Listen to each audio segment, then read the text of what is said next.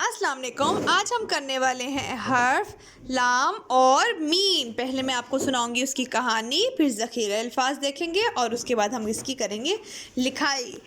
तो सबसे पहले ये होता है लाम। कौन है ये? लाम। क्या है ये? लाम। और लाम की आवाज़ होती है ल। क्या आवाज़ है लाम की? ल। लाम की आवाज़ है ल। क्या आवाज़ है लाम की? शाबाश। अब हम देखते हैं इसकी कहानी क्या है। शाम के वक्त सब लोग लॉन में बैठे थे। ठंडी हवा चल रही थी और बाग में मौजूद लीमू और लुकाट के दरख्त से पत्ते झड़कर घास पर गिर रहे थे। क्या आपको तस्वीर में लीमू और लुकाट का दरख्त नजर आ रहा है?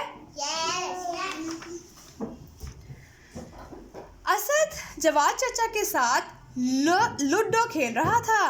असद बोला, अम्मी आपको इन दरख्तों की वजह से इतना गंद उठाना पड़ता है, इनको कटवा ही दें।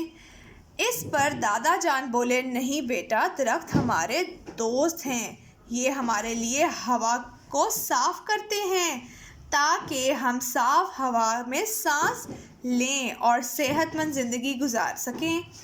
असद बोला, लेकिन दादाजान, दरख्त की लकड़ी से बहुत सी चीज़ें भी बनती हैं, मसलन लकड़ी की मेज़। दादाजान बोले, हाँ वो तो ज़रूरी है, मगर गैर ज़रूरी तौर पर दरख्तों को काटना नहीं चाहिए। इससे हमें क्या सबक मिलता है इस कहानी से? दरख्त माहौल को साफ़ रखने में मदद देते हैं और हमें दरख्तों की हिफाजत करनी चाहिए, मज़ीद दरख्त लगाने चाहिए। तो चले मुझे बताएं, इस बाग में कौन कौन से दरख्त लगे हुए थे? नींबू और लुकाट के दरख्त। शाबाश। असद चचा के साथ क्या खेल रहा था? लूडो। दरख्त की लकड़ी से क्या बनता है?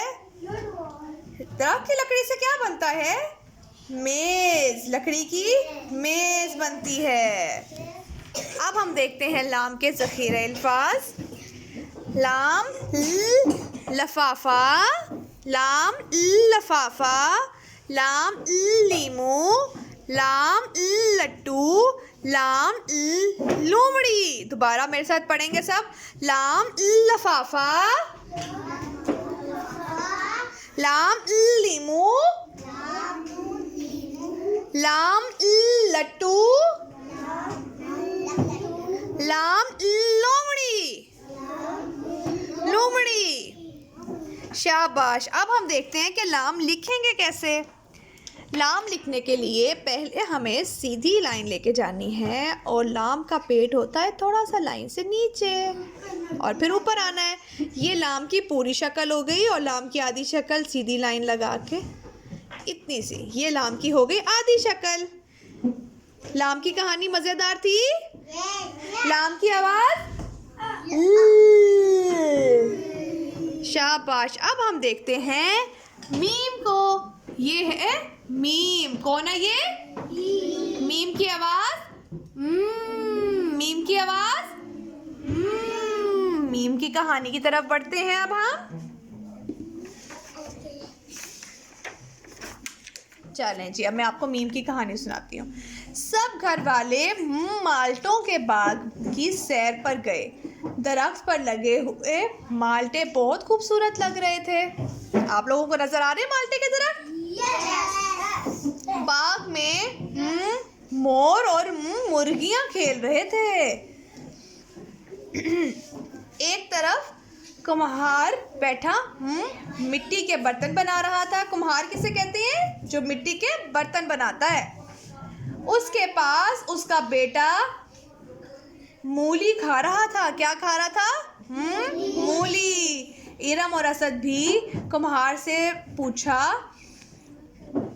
पूछकर उसके बर्तनों से खेलने लगे। कुम्हार बोला, एहतियात से, अभी बर्तन कच्चे हैं, टूट ना जाएं।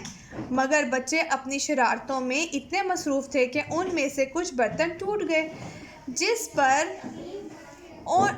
पर दोनों बहुत शर्मिंदा हुए और कुम्हार से अपना रवैया के लिए माफ़ी मांगी। तो हमें इस कहानी से क्या सबक मिलता है?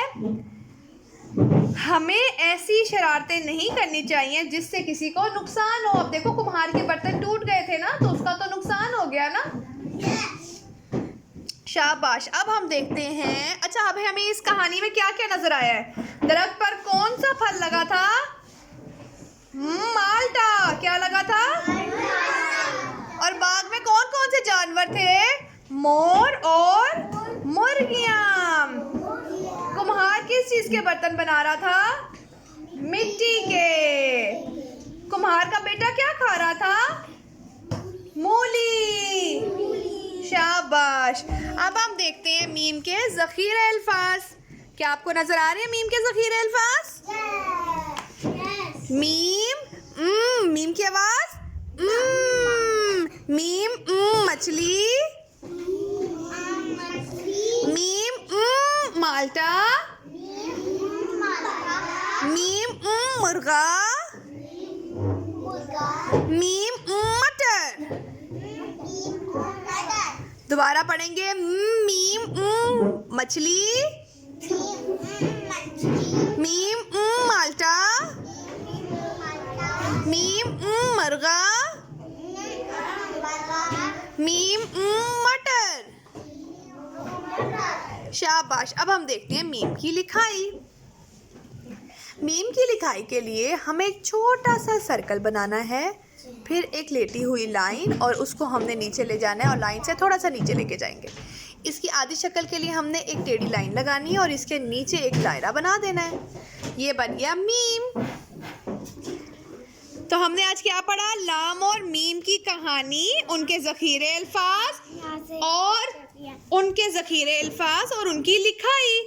लाम की आवाज़ ल, मीम की आवाज़